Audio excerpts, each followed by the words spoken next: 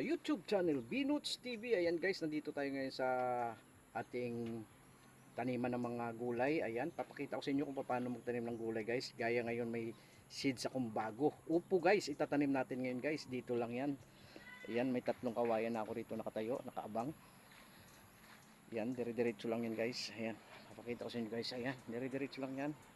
Saka malinis na yung pagtataniman natin. Ayan, magtatanim tayo rito ng upo guys. Dahil medyo ang aking sitaw at saka okra, ayan, naharbisan ko na ngayon. Ang upo naman guys, susubukan natin ang upo guys. Tara, let's go.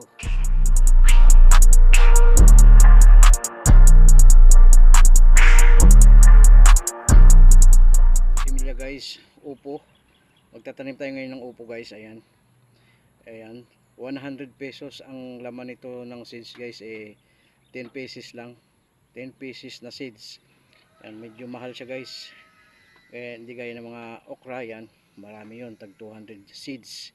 Ito guys, yung upo 10 seeds lang. Ayan, magtatanim tayo guys. Yan, tingnan mo at saka tingnan nyo na lang aking ginagawa rito.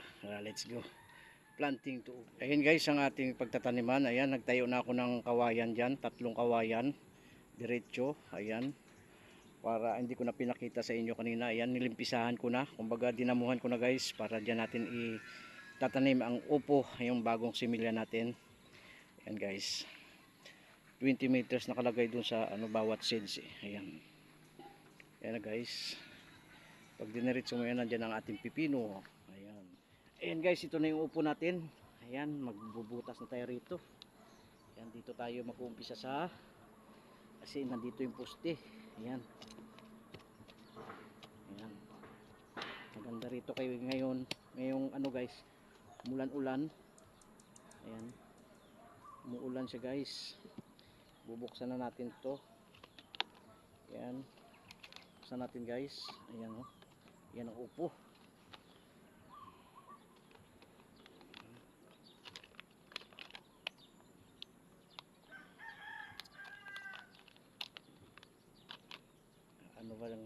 Ano bang to? Tingnan natin. Dala-dalawa lang guys, dala-dalawa lang. Ayun, ganito pala siya. Ito pala guys ang itsura niya guys. Ayan, upo. Ayan, nagtatanim na tayo guys. Ayan, dalawa guys. Ayan, ayan.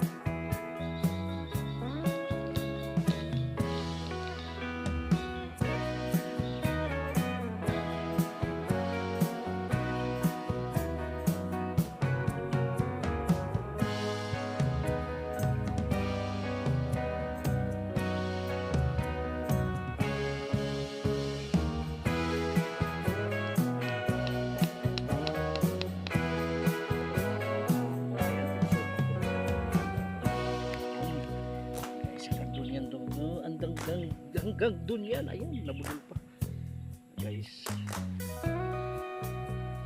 1, 2, 3, 4,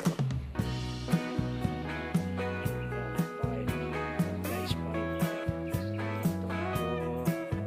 Sunod natin yung nakalagay dun 20 meters na ba yan? Guys, ang ganda niyan. Bigyan ko na siya ng tali. Ayan, advance muna tayo. Ayan, tali yan. Ayan, para may kapangan siya pag lumakuha.